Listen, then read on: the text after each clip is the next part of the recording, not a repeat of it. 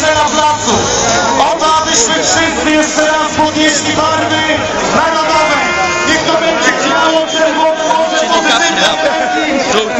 Jeszcze raz kilka razy dobrze zwycięstwa, a raz do piłkarskiego szaleństwa. Jeszcze raz nie mamy